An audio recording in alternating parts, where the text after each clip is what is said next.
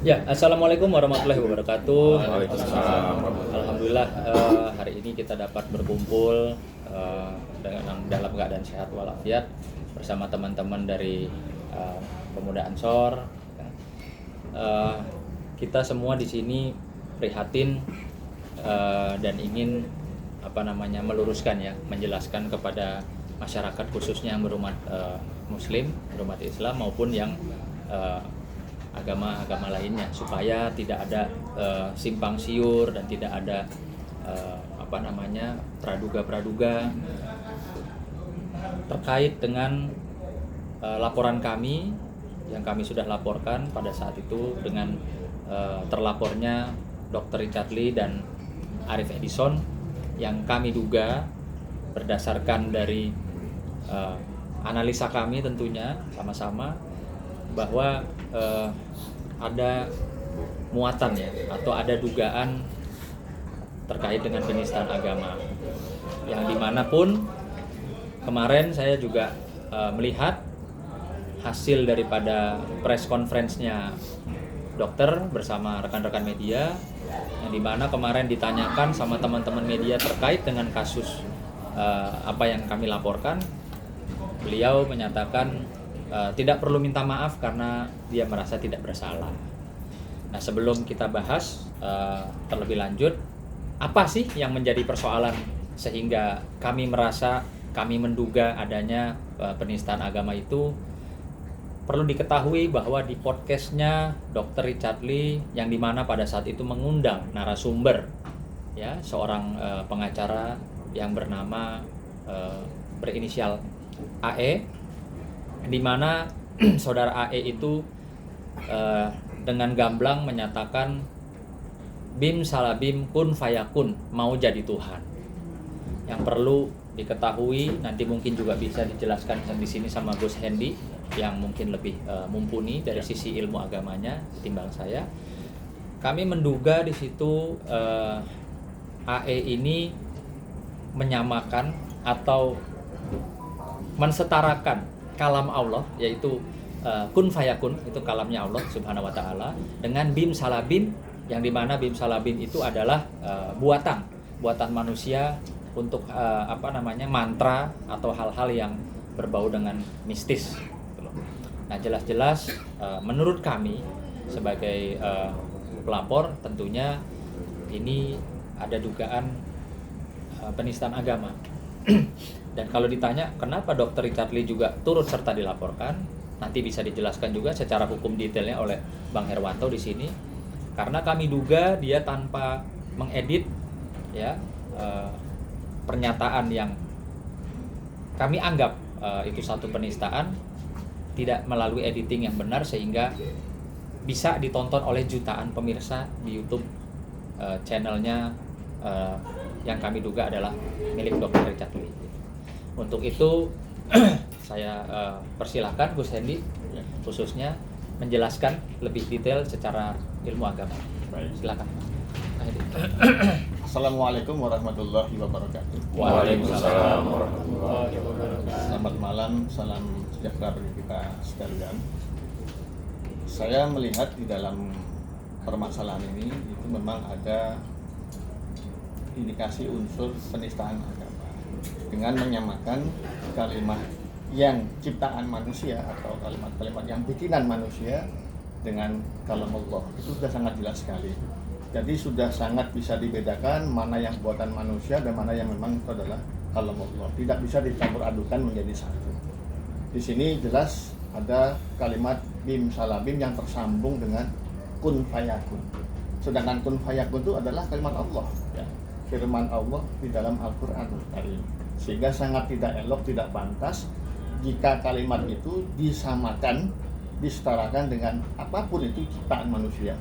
Itu tidak pantas dan tidak elok menurut kami. Sehingga apa yang menjadi dasar dari kalimat tersebut itu sudah sangat menyimpang jauh dari adab dan etika ya seorang manusia yang menyamakan ya, kalimat buatan manusia bim salabim itu mungkin bisa sihir dan sebagainya ya, wallahu alam, tetapi disamakan dengan kalam Allah yang udah pasti kebenarannya kun fayakun, yang tidak satupun yang dapat membantah bahwa itu adalah kalam Allah.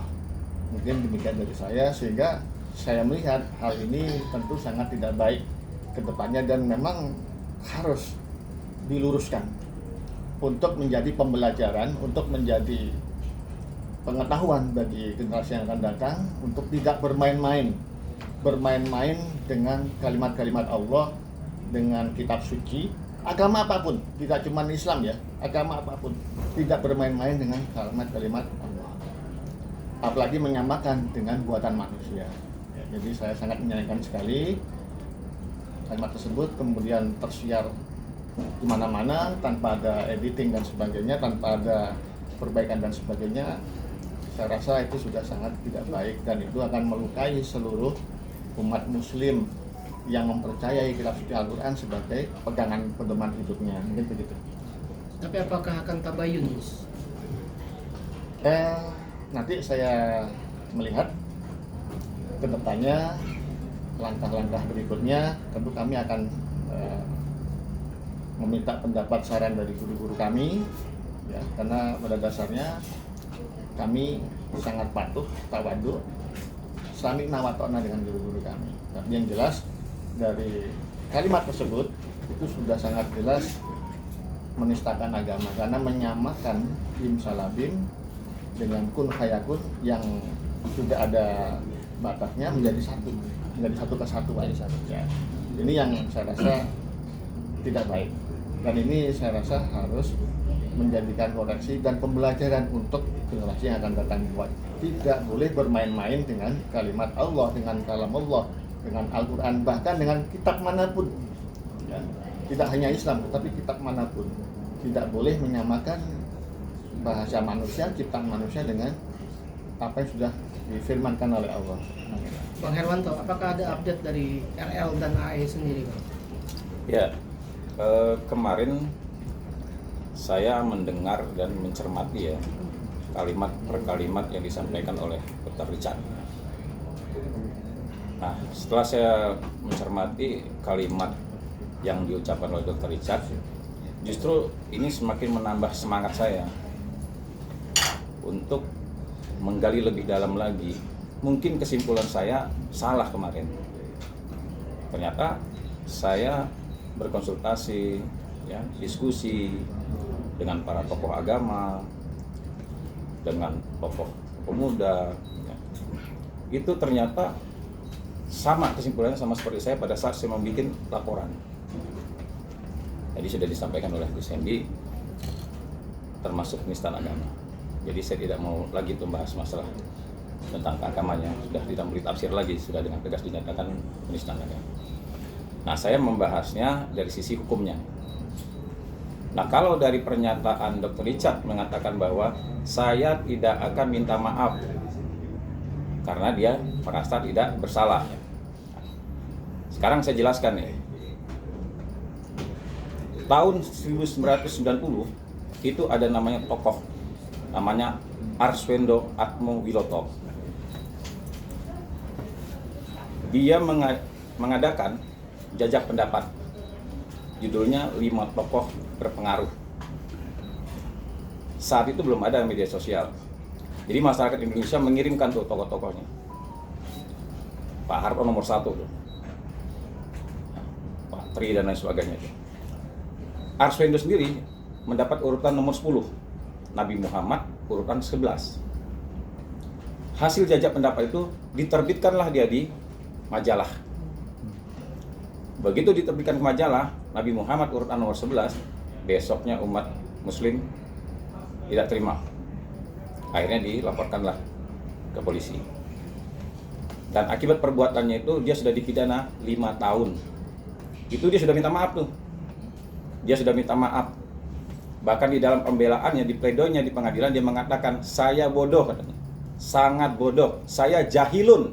Dia bilang begitu. Tetap 5 tahun. Artinya, kalau kita lihat dari peristiwa itu, yang diterbitkan oleh Arswendo itu adalah fakta yang sebenarnya. Memang begitu, kartu posnya dikirim sebanyak itu. Tetapi kenapa dia dipidana? karena dia menerbitkan tanpa penyuntingan, Tanpa editing lah. tanpa editing. Kalau zaman sekarang, karena sudah ada media sosial, mengupload tanpa editing, sama persis tuh. Dia menerbitkan tanpa penyuntingan, sehingga dia dalam pledoi mengatakan dia jahilun. 5 tahun tuh. Jadi untuk dokter Richard, ya, kalau seandainya dia tidak paham, apalagi tentang agama ya, ditanya sama, dia bilang kan di situ, saya juga banyak kok bersahabat dengan ulama, ustadz. Ya, menurut saya sebelum dia berkomentar lebih jauh, harusnya dia bertanya. Jangan sekarang dia justru memperkuat bahwa dia tidak bersalah.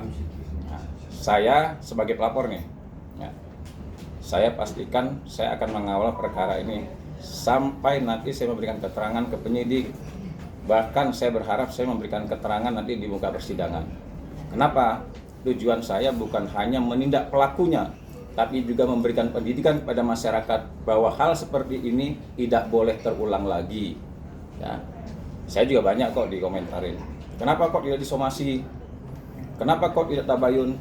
Sering tuh saya dianggap lebay dan lain sebagainya.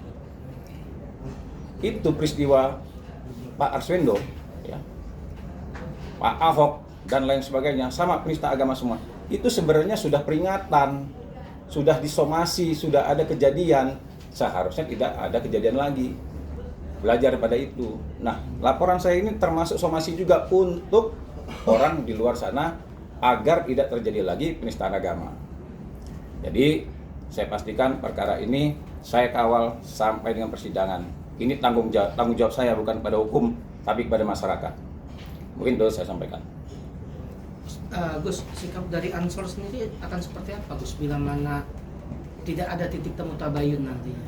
Ya, yang jelas di Ansor, khususnya warga Nahdliyin, kami umat Islam yang ada di Nusantara, di Indonesia, tentu dengan kalimat-kalimat yang sudah jelas mengandung unsur, ya, menurut kami adalah penistaan agama. Jika pihak-pihak yang terkait kemudian tidak merespon dengan baik atau tidak mau bertanggung jawab seperti apa yang mereka sudah pernah sampaikan, maka tentu Ansor dan seluruh warga Nahdliyin seluruhnya mungkin insya Allah tentu akan bersama-sama dengan kami akan bergerak, ya, untuk menyampaikan aspirasi kami ke pihak yang berwajib. Tujuan kami adalah jelas, adalah untuk menjadikan ini efek jera bagi generasi yang akan datang untuk tidak lagi bermain-main dengan kalimat-kalimat Allah. Tegas bagi kami, ya, satu titik, satu garis, ya, dengan para guru-guru kami, kiai-kiai kami yang sudah sangat jelas pada kami menyampaikan bahwa kalimat Allah atau kalam Allah tidak boleh menjadi bahan mainan, apalagi bahan ejekan oleh siapapun. Sehingga jelas jika pihak-pihak tertentu nanti kemudian tetap tidak merespon atau bahkan mengabaikan atau tidak merespon dengan baik, maka tentu masyarakat, umat muslim pada umumnya akan bergerak. Mungkin demikian. Bang, untuk mengajukan nih sebagai pakar hukum, ini udah termasuk kena kasus ITE gak sih untuk dokter? Ya, kalau bicara masalah hukum, di laporan kami juga kan ada pasal tentang ITE. Karena kan menggunakan media sosial, sudah pasti lah, sudah pasti ITE. Jadi kalau seandainya penistaan agama itu hanya di KUHP, ini memperkuat karena dia menggunakan media sosial. Jadi sekali lagi ya, ini sebenarnya bukan bicara masalah hukum KUHP atau ITE, bukan hanya itu, tapi yang lebih lebih memberikan semangat di jiwa kami, ya. Ini kan tadi saya sampaikan juga bicara nih. Ini kalau seandainya kita ini pakar hukum lah, pasal-pasal yang ada di undang-undang manapun kita bisa politisir loh. Bisa kita mainkan, kita jagonya, kita pakar hukum. Kita sudah biasa bersilat lidah di pengadilan mempolitisir tentang pasal-pasal. Tetapi di dalam agama tidak boleh tafsir. Sudah jelas. Jadi sehingga ini memberikan semangat kami. Ini bukan lagi bicara masalah hukum tentang KUHP, ini bicara masalah keislaman kita, keyakinan kita. Nah, kalau seandainya kalam Allah umpamanya ini hanya dipermainkan, saya bukan tujuan hanya menindak pelakunya, tapi mencegah perbuatan ini tidak terulang lagi. Nah, kalau seandainya perkara seperti ini dianggap biasa saja, yang kalam Allah, Al-Quran aja kami nggak boleh taruh di bawah. Nah, kalau seandainya sampai dipermainkan, bagaimana dengan sabda Rasulullah yang di bawah itu?